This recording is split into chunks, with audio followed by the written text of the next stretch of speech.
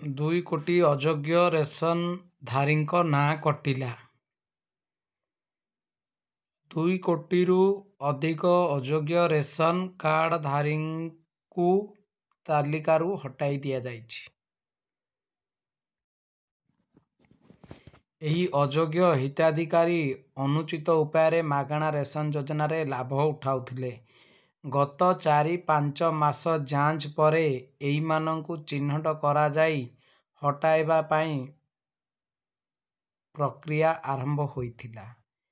ଯାଞ୍ଚ ସରିବା ପରେ ପ୍ରାୟ 2 କୋଟି 25 ଲକ୍ଷ ଅଯୋଗ୍ୟ ହିତାଧିକାରୀଙ୍କ ନାଁ ତାଲିକାରୁ କଟାଯାଇଥିବା ନେଇ ଖାଦ୍ୟ ମନ୍ତ୍ରାଳୟ ତରଫରୁ ସୂଚନା ଦିଆଯାଇଛି। ପ୍ରଧାନମନ୍ତ୍ରୀ ଗରିବ କଲ୍ୟାଣ ଅନ୍ନ ଯୋଜନାରେ ହିତାଧିକାରୀଙ୍କର ମତାମତ ନେବ ଆଶା। ସରକାର ପ୍ରତି ମାସରେ ମାଗଣା ଚାଉଳ ଓ ଗହମ ରେସନ କାର୍ଡଧାରୀଙ୍କୁ ଦେଉଛନ୍ତି। କେନ୍ଦ୍ର ଖାଦ୍ୟ ସଚିବ ସଞ୍ଜୀବ ଚୋପ୍ରାଙ୍କ ସୂଚନା ଅନୁସାରେ ଅଯୋଗ୍ୟ ହିତାଧିକାରୀଙ୍କୁ କଢ଼ାଯିବା ସହ ଯୋଗ୍ୟ। ତ ଇଏ ଥିଲା କେନ୍ଦ୍ର ସରକାରଙ୍କ ବୟାନ। ଆମ ଦେଶରେ ପାଖାପାଖି 2 କୋଟି 25 ଲକ୍ଷ ଉର୍ଦ୍ଧ୍ୱ ହିତାଧିକାରୀଙ୍କର ନାମ କଟାଯାଇଛି। କାଟିବାର କାରଣ ମଧ୍ୟ ସେ କହିଛନ୍ତି। ଯେଉଁ ରେସନ କାର୍ଡ ହିତାଧିକାରୀମାନେ ରେସନ କାର୍ଡରେ EKYC କରେଇ ନାହାନ୍ତି କିମ୍ବା ବହୁତ ଦିନ ହେଲା ସେମାନେ ରେସନ ନେଇନାହାନ୍ତି, ସେମାନେ ନିଷ୍କ୍ରିୟ ରେସନ ହିତାଧିକାରୀ ଅଟନ୍ତି ଏବଂ ଯେଉଁମାନଙ୍କର 2.5 ଏକରରୁ ଜମି ଅଧିକ ଅଛି ସେହିମାନଙ୍କର ରେସନ କାର୍ଡରୁ ନାଁ ଡିଲିଟ୍ କରାଯିବ। ତ ଯଦି ଆପଣମାନେ ପ୍ରଥମ ଥର ପାଇଁ ମୋ ଚ୍ୟାନେଲକୁ ଆସିଛନ୍ତି, ଭିଡ଼ିଓଟିକୁ ଲାଇକ୍ କରନ୍ତୁ ଏବଂ ଚ୍ୟାନେଲକୁ ମୋର ସବସ୍କ୍ରାଇବ୍ କରନ୍ତୁ। ପୁଣି ଆମେ କଥା ହେବା ହିତାଧିକାରୀଙ୍କୁ ରାସନ ଛନକା। କାର୍ଡ କାଟିବାକୁ ଘର ଘର ବୁଲୁଛନ୍ତି ସରକାରୀ ଅଧିକାରୀ। ଏଇଟା ଆମର ଭୁବନେଶ୍ୱର। ସେଇଟା ଆପଣ କେଉଁଠିର ନ୍ୟୁଜ୍ ଦେଖିଲେ? ଦିଲ୍ଲୀର, ଯେଉଁଟା ଆମର କେନ୍ଦ୍ର ସରକାରଙ୍କର ବୟାନ ଥିଲା। ବର୍ତ୍ତମାନ ଏଇଟା ହେଉଛି ରାଜ୍ୟ ସରକାରଙ୍କର ବୟାନ। ସାରା ରାଜ୍ୟରେ ଖାଦ୍ୟ ସୁରକ୍ଷା ହିତାଧିକାରୀଙ୍କୁ ଘାରିଛି ରାସନ କାର୍ଡ ଛନକା। KYC ଯାଞ୍ଚ କରିବା ଓ ସରକାରୀ ତଥ୍ୟରେ ଅଯୋଗ୍ୟ ମନେ ହେଉଥିବା ପ୍ରାୟ 10 ଲକ୍ଷ ହିତାଧିକାରୀଙ୍କୁ କାଟିବା ପାଇଁ ସରକାରୀ ଅଧିକାରୀମାନେ ଘର ଘର ବୁଲିବା ଆରମ୍ଭ କରିଛନ୍ତି ବୋଲି କୁହାଯାଉଛି। କେନ୍ଦ୍ର ସରକାର ଖାଦ୍ୟ ସୁରକ୍ଷା ଯୋଜନାରେ 42,79,000 ଲୋକ ପାଉଛନ୍ତି। ଯେଉଁଟା ଆମର ରେସନ କାର୍ଡ 2 ପ୍ରକାର ଅଛି, ଗୋଟେ ହେଲା ନାପ୍ସା ଆଉ ଗୋଟେ ହେଲା ସାପ୍ସା। ତ କେନ୍ଦ୍ର ସରକାରଙ୍କର ରେସନ କାର୍ଡ ସଂଖ୍ୟା ରହିଛି 42,89,000 ହିତାଧିକାରୀ। ଆଉ ଯେଉଁଟା ଆମର ରାଜ୍ୟ ସୁରକ୍ଷା ଯୋଜନାରେ 9,67,000 ହିତାଧିକାରୀଙ୍କୁ ମାଗଣାରେ ଚାଉଳ ଯୋଗାଇ ଦିଆଯାଉଛି।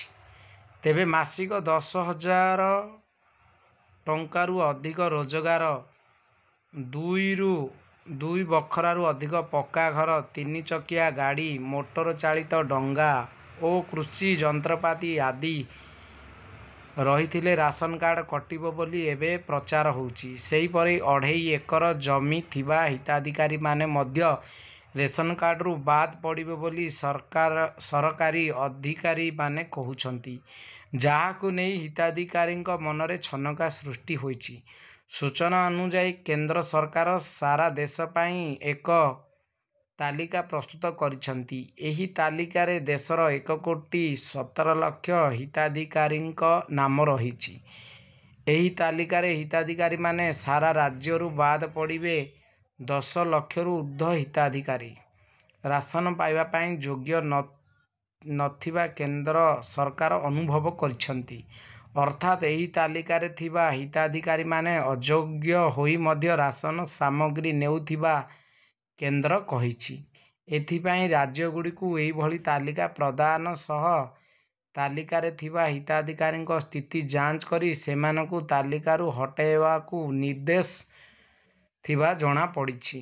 ଆୟକର ବିଭାଗ ଓ ପରିବହନ ବିଭାଗ ଓ କର୍ପୋରେଟ୍ ବ୍ୟାପାର ମନ୍ତ୍ରାଳୟ ଆଦି ବିଭାଗଗୁଡ଼ିକୁ ତଥ୍ୟ ଆଧାର କରି ତାଲିକା ପ୍ରସ୍ତୁତ କରାଯାଇଛି। କେନ୍ଦ୍ର ସରକାରଙ୍କ ଏହି ନିର୍ଦ୍ଦେଶନାମା ପରେ ଓଡ଼ିଶା ସରକାରୀ ସ୍ତରରେ ଧରପଗଡ଼ ଆରମ୍ଭ ହୋଇଛି। ସାରା ରାଜ୍ୟରେ ଅନ୍ୟୁନ 10 ଲକ୍ଷ ହିତାଧିକାରୀଙ୍କ ନାମ ଏହି ସୂଚୀରୁ ବାଦ୍ ଦେବାକୁ ଲକ୍ଷ୍ୟ ଯାଇଥିବା ଅସମର୍ଥ୍ୟ ସୂତ୍ରରୁ ସୂଚନା ମିଳିଛି। ବିଶ୍ୱସ୍ତ ସୂତ୍ରରୁ ମିଳିଥିବା ସୂଚନା ଅନୁସାରେ ବିଏମ୍ସି ଅଞ୍ଚଳ ପାଇଁ 36,000 ହିତାଧିକାରୀଙ୍କ ନାମରେ ଥିବା ରାସନ କାର୍ଡ଼ କଟାଯିବ ଲକ୍ଷ୍ୟ ରଖାଯାଇଛି। ସେହିପରି ଆଠଗଡ଼ ବ୍ଲକର ଏତିକି, ଭଦ୍ରକ ବ୍ଲକର ଏତିକି କାର୍ଡ଼ କଟାଯିବ। ସେହିପରି ଯାଜପୁର ଜିଲ୍ଲା ବ୍ଲକରୁ ପ୍ରାୟ 42,000, ନୟାଗଡ଼ ଜିଲ୍ଲାରୁ 35,000, ସମ୍ବଲପୁରରୁ 51,000 ଏହିପରି ରହିଛି। ଏମାନଙ୍କର ରେସନ କାର୍ଡ଼ ରଦ୍ଦ ହୋଇପାରେ ବୋଲି କୁହାଯାଇଛି। ଯଦିଓ ରାଜ୍ୟ ସ୍ତରରେ ଯୋଗାଣ ବିଭାଗ ଏ ସମ୍ପର୍କରେ ମୁହଁ ବନ୍ଦ ରଖିଛନ୍ତି, ତଥାପି ସାରା ରାଜ୍ୟରେ ରେସନ କାର୍ଡ଼ କାଟିବାକୁ ନେଇ ଲୋକ ଭୟଭୀତ ଅବସ୍ଥାରେ ଅଛନ୍ତି। ଅନ୍ୟପକ୍ଷରେ ଯେଉଁମାନେ ଅନେକ ଦିନ ପର୍ଯ୍ୟନ୍ତ କାର୍ଡ଼ରେ ଚାଉଳ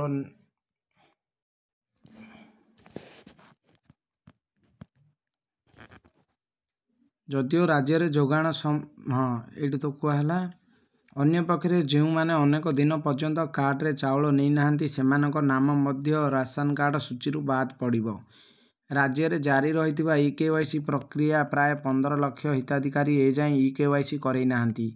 ଏମାନଙ୍କ ମଧ୍ୟରେ ଅନେକ ଯୋଗ୍ୟ ହିତାଧିକାରୀଙ୍କ ଇକେୱାଇସି କରିପାରି ନଥିବା ଅଭିଯୋଗ ହୋଇ ଆସୁଛି। ଏମିତିକି କେୱାଇସି ଯୋଗୁଁ ଯାଜପୁରରେ ଜଣେ ରହିଲା ରେସନ କାର୍ଡ଼ କଟିବାର ତାଙ୍କେ କାରଣ ଦର୍ଶାଇଲେ। ତ ଆମେ ରେସନ କାର୍ଡ଼ ନ କଟିବାର କାରଣ ବି ମୁଁ ଆପଣମାନଙ୍କୁ କହିବି, ଟିକେ ରୁହନ୍ତୁ। ଆପଣମାନେ ନିଜେ ପଢ଼ନ୍ତୁ। ରେସନ କାର୍ଡ଼ର ସାମିଲ ହେବା ପାଇଁ ନିର୍ଦ୍ଦିଷ୍ଟ ନିୟମ ଏଇଟା ଥିଲା। ଯେଉଁ ସମୟରେ ଆମର ରେସନ କାର୍ଡ଼ ଲଞ୍ଚ ହୋଇଥିଲା, ସେହି ସମୟର ରୁଲ୍ସ ଆପଣମାନେ ପଢ଼ି ନିଅନ୍ତୁ। ପ୍ରଥମ ଜିନିଷ ହେଲା ଅସୁରକ୍ଷିତ ଆଦିବାସୀ। ଦ୍ୱିତୀୟ ଜିନିଷ ହେଲା ଆପଣଙ୍କର ବାସହୀନ ପରିବାର, ଭିକ୍ଷାବୃତ୍ତି ପରିବାର ଗୁଡ଼ିକରେ ବସବାସ କରୁଥିବା ବିଧବା, ଏକୁଟିଆ ରହୁଥିବା ମହିଳାମାନେ, ପାରିବାରିକ ଶତକଡ଼ା, ଏଯାକ ସବୁ ହେଉଛି ଯୋଗ୍ୟ ମାନଦଣ୍ଡ। ଦିନ ମଜୁରୀ ଉପରେ ନିର୍ଭରଶୀଳ ପରିବାର, ଇଏ ରହିଲା ଆମର ଯୋଗ୍ୟ। ଅଯୋଗ୍ୟରେ କ'ଣ ରହିଲା? ପରିବାରରେ ଯେକୌଣସି ସଦସ୍ୟ 4 ଚକିଆ ଯାନବାହନ, ଇଏ ହେଇଗଲା କେନ୍ଦ୍ର ସରକାର କିମ୍ବା ରାଜ୍ୟ ସରକାରର ସଦସ୍ୟ, MP, MLA। ସହରାଞ୍ଚଳରେ ମାସିକ ଆୟ 15,000, ଗ୍ରାମାଞ୍ଚଳରେ ମାସିକ ଆୟ 10,000। ତ ମାନ୍ୟବର ମୁଁ ଏଠି କହି ରଖିବା ପାଇଁ ଚାହୁଁଛି, ଆପଣ ଉପରେ କ'ଣ ଲେଖିଲେ? ଦିନ ମଜୁରିଆ। ଏଇଠି ଦିନ ମଜୁରିଆ 10,000। ବର୍ତ୍ତମାନ ଦିନ ମଜୁରୀ ହେଉଛି 350 ଟଙ୍କା ଯେକୌଣସି ଲେବରର। ତ ତାଙ୍କର ଆୟ ହୋଇଗଲା କେତେ? 350 ହେଲେ 400 ଟଙ୍କା ବି ସେମାନଙ୍କୁ ମିଳୁଛି। ତ ମାସିକ ଆୟ ହୋଇଗଲା ସେମାନଙ୍କର 12,000। ତା ଅର୍ଥ ଆପଣ ସେମାନଙ୍କର କାର୍ଡ଼ଟି କାଟିଦେବେ 12,000 ଇନକମ୍ କରୁଛନ୍ତି ବୋଲି। ତ ଏଇଟା ଯୋଗ୍ୟ ନୁହଁ। ଦିନ ମଜୁରିଆ ମାନେ ସେମାନେ କୁଲି ମଜୁରୀ କରିକି 400-500 କମେଇଲେ, ତାଙ୍କର ବିଲ ବାଡ଼ି କୌଣସି ଜିନିଷ ନାହିଁ। ଆପଣ 10,000ରୁ ଅଧିକ ଆୟ କହିକି ଆପଣ କାର୍ଡ଼ଟି କାଟିଦେବେ, ସେଇଟା ଯୁକ୍ତିଯୁକ୍ତ ନୁହଁ ମୋ ହିସାବରେ। ଏଇଟା 4 ନମ୍ବର ପୁଣି ଗୋଟେ ରଖିଲେ, ପୁଣି ବିଜୁଳି ରଖିଲେ। ଯେଉଁ 300 ୟୁନିଟ୍ ଫ୍ରି ଦେବେ କହୁଥିଲେ, 300 ୟୁନିଟ୍ ଅଛି ମାନେ ଆପଣଙ୍କର ରେସନ କାର୍ଡ଼ କଟିଯିବ। ପରିବାର କୌଣସି ସଦସ୍ୟ ଟ୍ୟାକ୍ସ ଦେଉଥିବେ କିମ୍ବା ବୃତ୍ତିକର ଦେଉଥିବେ ତ କଟିବ। ଆଉ ଗୋଟେ ଜିନିଷ, ପେନ୍ସନ୍ ପାଉଥିଲେ କଟିବ। ପରିବାର ସଦସ୍ୟ ଟ୍ରାକ୍ଟର କିମ୍ବା ହାରଭେଷ୍ଟ ଥିଲେ କଟିବ। ପରିବାରରେ ସିମେଣ୍ଟ କଂକ୍ରିଟ ଛାତ ପ୍ରାୟ 3 ତତୋଧିକ କୋଠରୀ ଥିଲେ କଟିବ। ହଉ ଠିକ୍ ଅଛି। ଖାଦ୍ୟ ଯୋଗାଣ ଓ ଖାଉଟି କଲ୍ୟାଣ ବିଭାଗ ଓଡ଼ିଶାର ଇଏ ହେଉଛି ଗାଇଡ଼ଲାଇନ୍ସ, ଗଭର୍ଣ୍ଣମେଣ୍ଟ ଗାଇଡ଼ଲାଇନ୍ସ। ରେସନ କାର୍ଡ଼ର ଯୋଗ୍ୟ ଏବଂ ଅଯୋଗ୍ୟ ମାନଦଣ୍ଡର ଇଏ ହେଉଛି ପ୍ରକୃତ ଗାଇଡ଼ଲାଇନ୍। ଏଇ ଗାଇଡ଼ଲାଇନ୍ ଭିତରେ ମୋତେ ଗୋଟେ ଜିନିଷ କୁହନ୍ତୁ, କେଉଁଠି 2.5 ଏକର ଜମି ଥିଲେ ଆପଣଙ୍କର ରେସନ କାର୍ଡ଼ କଟିବ? କେଉଁଠି ମେନସନ୍ କରାଯାଇଛି? ନାହିଁ। ଆଉ ଗୋଟେ ଜିନିଷ ରହିଲା, जदि आपण मानकर पीएम किसान पाउथिबे रेशन कार्ड कटा जीवो एडी पीएम किसान रो कथा मेंशन अछि। प्रथम जिनस आपण दबा पे चाहू नांती सेही कथा कहंतु गाइडलाइन कथा देखले आपण माने कौनसी जिनस भी दे परिबेनी। तो जदि आपण मानकु मोर वीडियोटी भल लगी थाए वीडियोटी को लाइक करंतु कमेंट करंतु एवं शेयर करंतु। आमर गोटे शेयर करने द्वारा बहुत मोटिवेशन मिले वीडियो बनवाई। मु केवल आपण मानकर इनफॉरमेशन पाई वीडियो नहीं कि आसे। जय जगन्नाथ रहुची पुणी देखा आ गोटे वीडियो रे।